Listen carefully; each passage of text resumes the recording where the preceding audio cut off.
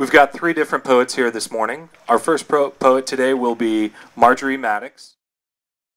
Since we're here looking out at this beautiful river, Susquehanna, I think rivers are very much like stories, aren't they? And we kind of connect them with histories, with narratives, with our childhood and past.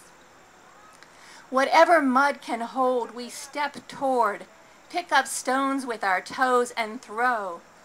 This time when we wade the river, it's real, chin deep and green enough to be the stories we snaked into sleep at 6 or 7, hands held between twin beds to keep from falling into what we couldn't see, into this, the slick skin of river, the great wisp of spring weeping into trees, words slippery, shiny fish, wet that lets the shore float, rocks bob, the curve of cheek underwater, twist of hip, a creek bed of sky dry of your stories, all undone and doing, decades skipping with the clean ripple of names.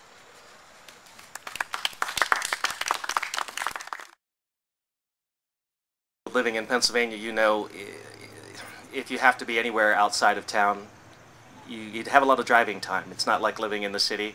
I almost feel like some days I'm an hour away from wherever it is I need to be.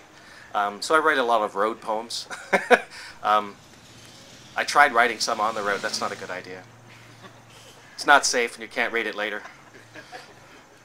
One time I thought I had the mysteries of the universe all figured out, and the next day I couldn't even read what I wrote. I didn't remember what the inspirational thought was. It was sad. It's called Road Call. The sign said, "Pass with care," and so I did. I cared. I cared because the fender had a jagged, rusty edge, and the rear door was dented. I cared because the bumper sticker said, "Deadbeat husband, not on board." There were toys on the rear window ledge, and I counted 3 bobbing heads that needed haircuts, probably timeouts. I waved from the passing lane when I caught her eye, but her face went white. Her pale fists tightened side by side on the steering wheel, looking straight ahead, and with intent, she hit the gas. Awkward. I let her pass. Behind that bumper again, alone on the wrong side of the road, I was on my own way, 1 hour north, to pick up my sons, who lived with their mom. I checked my watch, running late again, nudged the gas, and fumbled for the phone.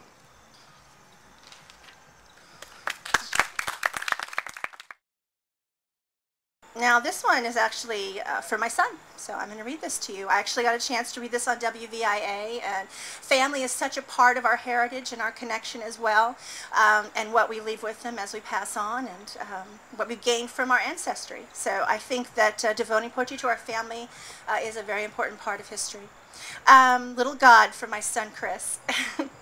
My son doesn't know his own strength. Shadows flicker across the room. Ducks, rabbits, and wolves. He has made them with his hands and watches them dance across the moonlit wall. He laughs as he creates creature after creature. My little God.